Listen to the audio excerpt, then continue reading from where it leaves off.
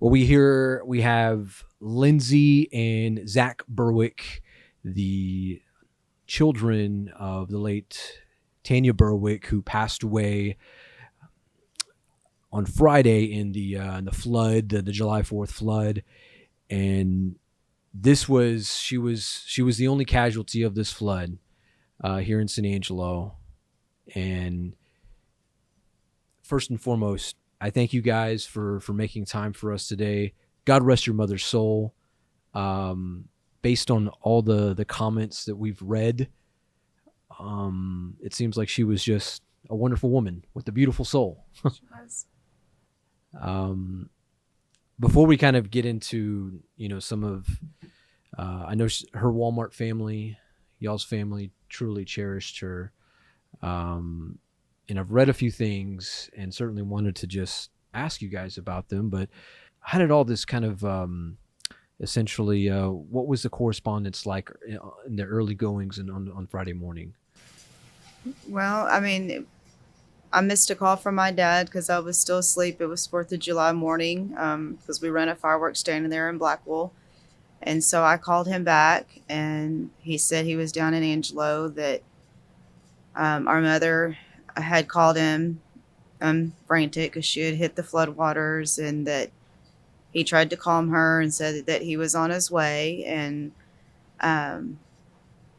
he got down there and got stuck there at the Bell Street Stripes and was just kind of sitting there waiting. And he was asleep, so I drove down to his house and woke him up, and we were just kind of in shock. Just not knowing what to do. Do we open up the fireworks stand? Do we go down and help Dad? But Dad said the roads were closed. So he said, this is what she would want y'all to do, open up the fireworks stand. And so we did. And as time went on, not hearing from her, or not calling my dad, knowing he would be worried, using someone else's phone, we just, as the hours went by, our hearts got a little heavier, and the town of Broughton Blackwell came to our aid and started working our fireworks stand. One of our cousins and her husband and family friends were out searching the streets for her vehicle. And we get a text message with her vehicle submerged in water. And we just, our heart sunk. We just knew in our heart it was hers. So we just immediately left the fireworks stand and drove to San Angelo to our dad's aid. And we just waited until they confirmed it was her vehicle. And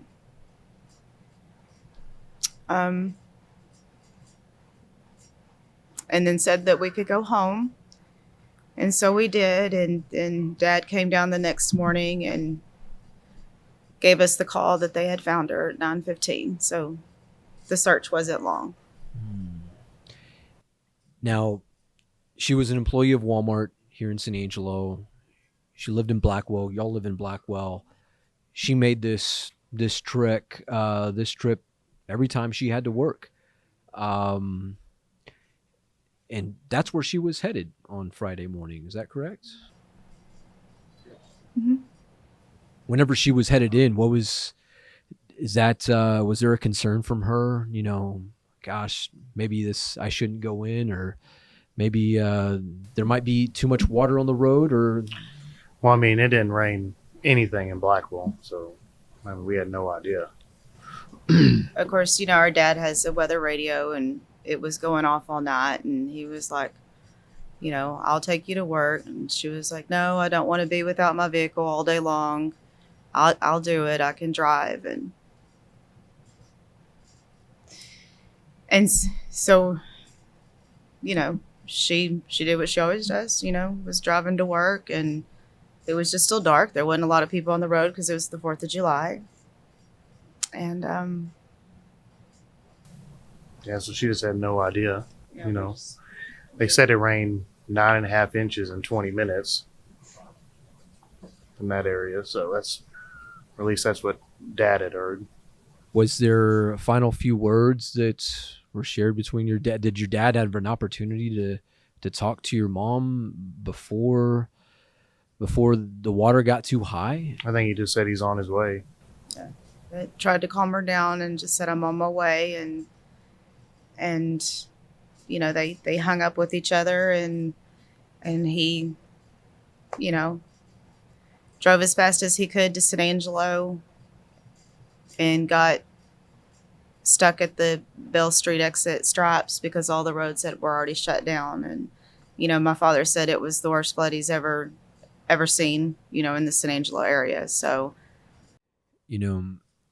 this is, I mean, obviously this is a very tough thing to experience. Getting that phone call from SAPD or these folks, what did it, I assume that just made your heart sink at that point when you received that call. Well, what we were understanding was, she never called Walmart, and checked in saying that she never made it. And so I believe my dad was called first and asked if she had made it, and they said no. That's when he told them, well, she was stuck in floodwaters and, we can't find her. I called them too to see if she had made it, and they said no.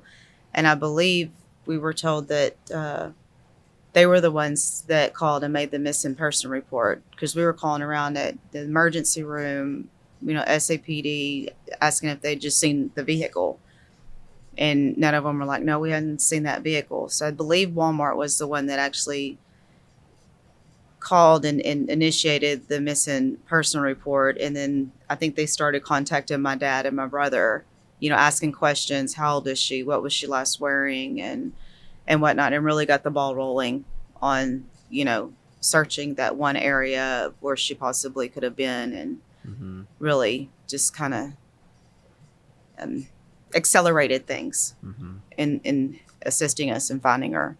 Here in West Texas, where it doesn't rain a whole lot, we don't experience these type of things, and I don't think, perhaps even in Kerr County or New Mexico, where God bless all these people that have experienced these, the lives that have been lost. How much more cognizant is it in the back of your mind now of a flood, or when you hear about these things, and I imagine that's something you might think about now. Oh yeah, I mean, just even with the little smallest rainstorm or whatnot now. I mean, even us being farm and ranging, we need the rain, but now I'm kind of got a little bit of PTSD, fear of, just storms period right now. Yeah. And will for a while.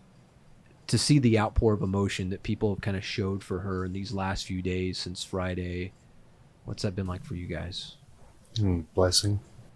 Heartwarming. Just knowing that, I don't think she realized how loved she was, She just, it just been a real big blessing. The communities that have came and helped, and, SAPD and the detective and all that helped on the case. It's just been a blessing with all the prayers and, everybody, lending us their heart and thoughts, Yeah. Yeah. You can sense some of those things in photos and things that are shared on social media, but tell me the woman Tanya Burwick was, who she was.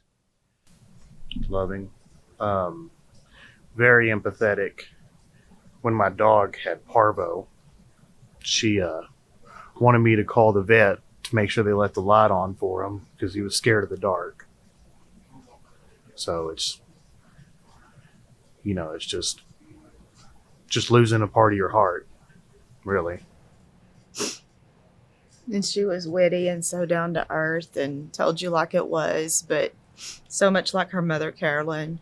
And that's what people loved about her. She just, her laugh and her giggle would just, make you crack up as well. And she loved her grandbabies, her grandchildren, and always wanted to be around family. And How many grandchildren does she leave behind? 5 and joins one in heaven. She had one granddaughter that passed away from SIDS. And My then brother and sister are up there too. So, Wow. What do you think she battled through that as much as she could to escape those floodwaters? try not to think about that, to be honest. we try not to think about what she was going through in her last minute, and just know that she was scared and alone is what really breaks our heart the most.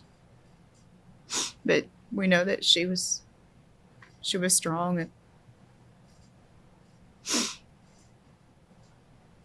and she's just now pain free and with all of our loved ones in heaven. Walmart, where she worked, they shared a post. I believe it was on Sunday. We shared it on our website, Concho Valley homepage. What have they been like to you guys? They've been a big stuff? help, finding out, life insurance policies, for the stocks that she has or whatever in Walmart. And, now they're doing brisket plates, I think, today, as a benefit. They've been a real big help, though. A big blessing to us. What did she do at Walmart? Kind of a customer service Manager type deal. Or, representative or associate. That makes sense. Yeah. yeah. Always trying to help. You always appreciate the folks that greet you right at the door at Walmart. And perhaps, I didn't know your mother, but maybe, and I know maybe a lot of people that are watching this, maybe they didn't know her, but perhaps they were greeted by her at one point. We've had a lot of that. A lot of people reaching out to us saying that.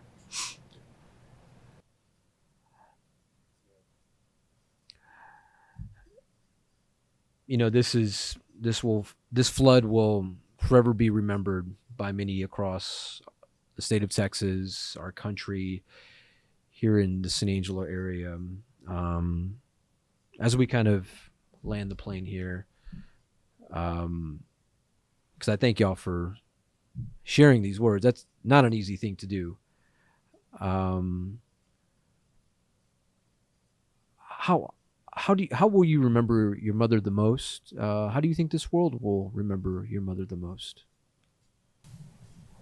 Just a ray of sunshine almost. She loved to laugh, loved to smile. It's one thing I remember is her laugh forever. It's her love for people, her love for her family, her grandchildren. We just want her to be remembered as a great person, a great family, a great wife, a great mother, a great grandmother, friend, co-worker, member of the community.